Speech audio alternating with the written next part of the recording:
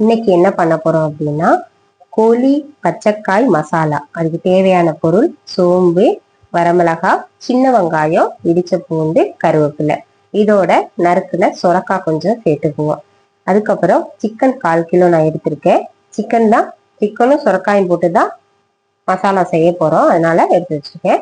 இப்போ தேங்காய் பால் நல்லா அரைச்சி எடுத்து வச்சுக்கோங்க. மசாலா என்னென்னு பார்த்து வச்சுக்கோங்க. கறி மசாலா தூள் எடுத்துக்குவோம், சோம்பு பொடி, மிளகாய்த்தூள், மல்லித்தூள், இதோட சேர்த்து இஞ்சி பூண்டு பேஸ்ட் அரைச்சது. இப்போ வடச்சட்டியை அடுப்புல வச்சு நல்லா சூடாகட்டும். சூடானதுக்கு அப்புறம் எண்ணெயை ஊற்றுங்க.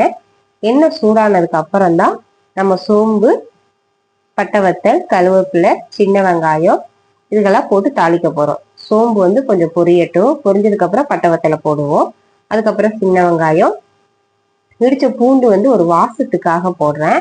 இந்த மாதிரி எல்லாத்தையும் போட்டுருங்க. கருவேப்பிலை எல்லாம் போட்டு பச்சை மிளகாய் உரப்புக்கு சேர்க்கிறேன். ஏன்னா மசாலா நம்ம நிறைய சேர்க்கல, அதனால இந்த பட்டை வத்தலும் பச்சை மிளகாயும் சூப்பரா வாசம் இருக்கும். இப்போ ஒரு ஸ்பூன் இஞ்சி பூண்டையும் போட்டு இந்த பச்சை ஸ்மெல் போற வரைக்கும், இஞ்சி பூண்டு ஸ்மெல் போற வரைக்கும் நல்லா வதக்கி விட்டுக்கோங்க. இந்த மாதிரி நல்லா வதங்கினதுக்கு அப்புறம் கோழிக்கறி இருக்கு இல்லையா, சிக்கன், அதை கொஞ்சம் போட்டுருவோம். நம்ம 1/4 கிலோ எடுத்திருக்கேன். இப்போ அந்த 1/4 கிலோவை அப்படியே போட்டுட்டு இதுக்கு மேல அப்படியே உப்பை தூவி விடுங்க.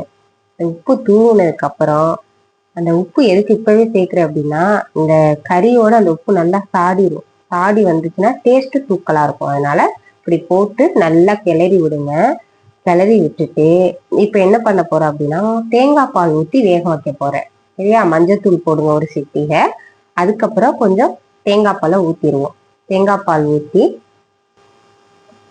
அதோட கொஞ்சம் தண்ணியும் சேர்த்துக்குவோம்.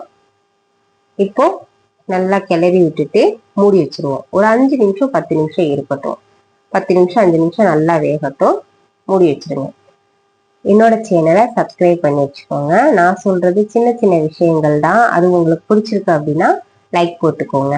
இப்போ நல்லா வெந்து வந்துருச்சு இல்லையா? வெந்து வந்ததுக்கு அப்புறம் என்ன பண்ண போறோம் அப்படின்னா, சுரக்காய் நறுக்கி வச்ச சுரக்காயை இதோட சேர்த்துருங்க. நல்லா சேர்த்து ஒரு கிளறி விடுங்க. ரெண்டும் ஈக்குவல் ஆகும்ல, அதனால கிளறி விட்டுட்டு இப்போ என்ன பண்ண போறோம், நம்ம எடுத்து வச்சிருக்கோம்ல மசாலா பொடி, மிளகாய்த்தூள் 1 ஸ்பூன் போடுங்க. அதுக்கப்புறம் மல்லித்தூள் 1 ஸ்பூன் போடுங்க. உங்களுக்கு எப்பவுமே ஒரு பொருள் பண்ண போறோம் அப்படின்னா தேவையான அளவு மட்டும் சேருங்க. கம்மியானா பரவாயில்லைங்க, கூடிடுச்சுன்னா தான் அளவு கூடிரும். அதனால கொஞ்சம் குறைச்சி போட்டுட்டு டேஸ்ட் பார்த்துட்டு கூட ஆட் பண்ணிக்கலாம். அதனால நான் மிளகாய்த்தூள் 1 ஸ்பூன் போடுறேன். அதோட சேர்த்து மல்லித்தூள் போட்டு ரெண்டையும் நல்லா கிளறி விடுறேன். இந்த மசாலா இந்த சிக்கனோடையும் இந்த சுரக்காயோடையும் நல்லா மிங்கிள் ஆகுற அளவுக்கு நல்லா பெசரி விட்டுட்டு மூடி வச்சிருவோம். நல்லா 1 2 நல்லா பிரிஞ்சு வெந்து வரட்டும். நல்லா வெந்து வந்துடும்.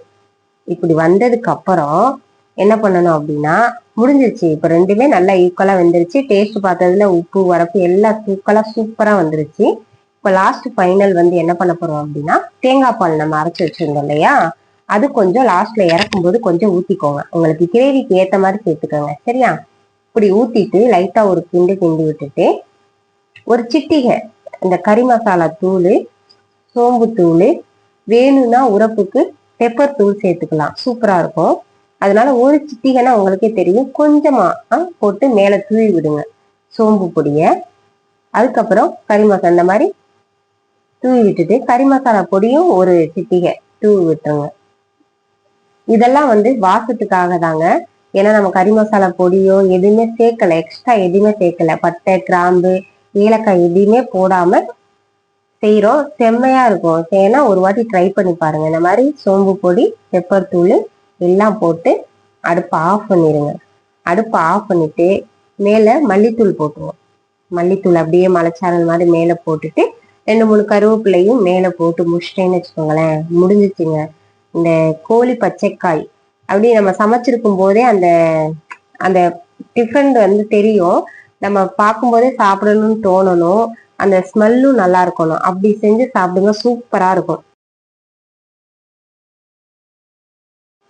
இந்த மாதிரி சாப்பிடும்போது சூப்பரா இருக்கும். இப்போ கோழி பச்சைக்காய் ரெடி ஆயிடுச்சு. அதோட நான் சோறு வச்சு ஒரு முட்டை, சிக்கன் 65 இந்த மாதிரி லஞ்ச் வந்து சாப்பிட்டு பாருங்க, செம்மையா இருக்கும். இது ட்ரை பண்ணி பார்த்துட்டு எனக்கு சொல்லுங்க எப்படி இருந்துச்சுன்னு. தேங்க்யூ.